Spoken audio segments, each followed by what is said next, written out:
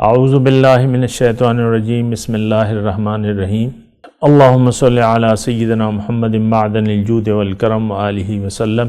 سامعین و ناظرین اکرام، السلام علیکم ورحمۃ اللہ وبرکاتہ۔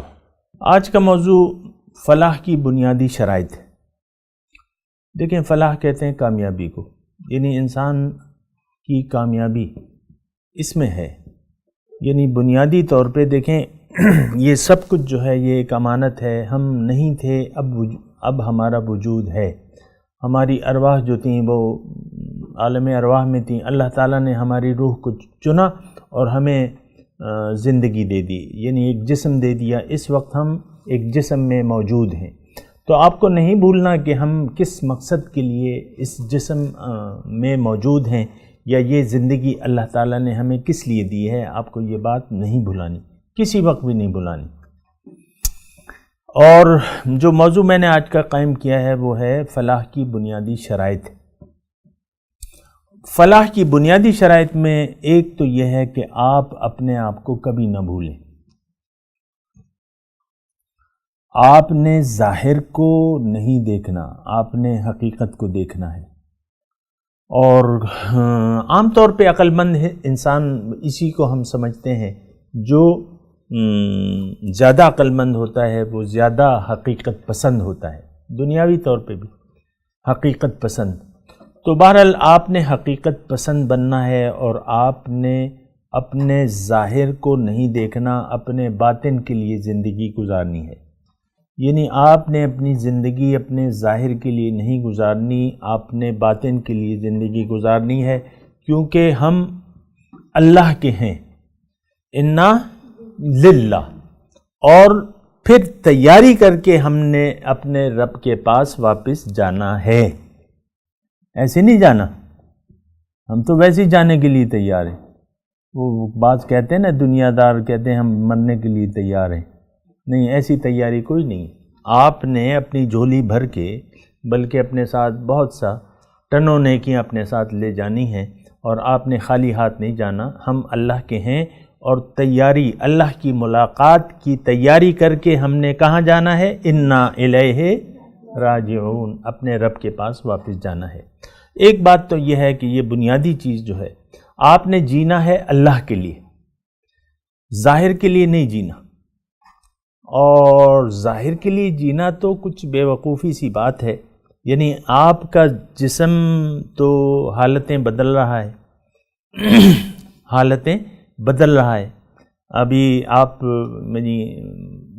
5 سال کے ہیں، پھر 10 سال کے ہو جاتے ہیں، پھر 40 کے ہو جاتے ہیں، پھر اسی طرح گزرتا رہتا ہے وقت۔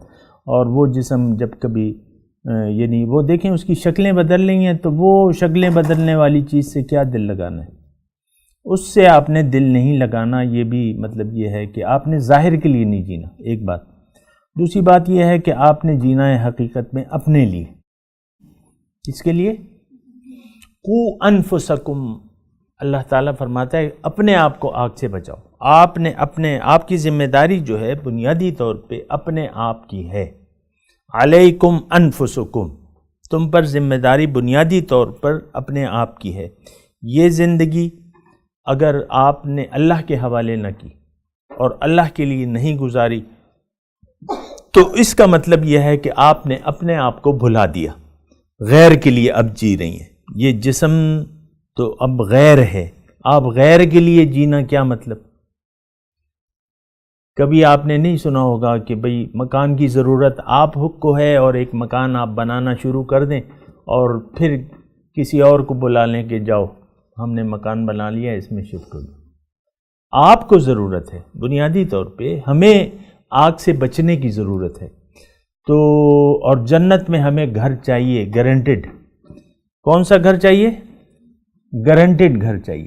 جو جب آپ گارنٹیڈ گھر جاتی ہیں تو آپ کو وہ مکان یہاں بنانا ہوگا، اپنے لیے جینا ہوگا، اور اپنے لیے جانا ہوگا۔ تو بہرحال یہ بنیادی۔ پھر یہ ہے کہ آج یعنی میں نے آپ کو یہ بھی بتایا ہے کہ آپ نے اپنے آپ کو اللہ کے حوالے کرنا ہے۔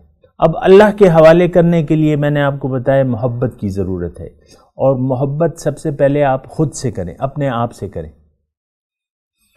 اپنے آپ سے محبت، اپنے روح سے محبت کریں اور اس کو قیمتی سمجھیں، اس کی حفاظت کریں، اپنی روح کی حفاظت کریں۔ جسم کی تو حفاظت ہوتی رہتی ہے، تو ابھی ہم نے پاپڑ کھائے، بسکٹ کھائے، چائے پیے، وہ تو ہوتی رہتی ہے نا، لیکن یہ ہے کہ اپنی روح کی آپ نے حفاظت کرنی ہے، اور اس کو پہنچانا ہے کہاں؟ اپنی معراج تک۔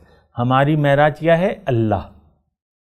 تو اللہ تک جانا ہے، اور پھر اس کا طریقہ یہ ہے کہ آپ نے اپنے آپ کو اللہ کے حوالے کرنا ہے، اور باقی مضمون اگلی نشست میں انشاءاللہ بیان کروں گا۔ وآخر دعوانا ان الحمد للہ رب العالمین۔ مولاي صل وسلم دائما ابدا على حبيبك خير الخلق كلهم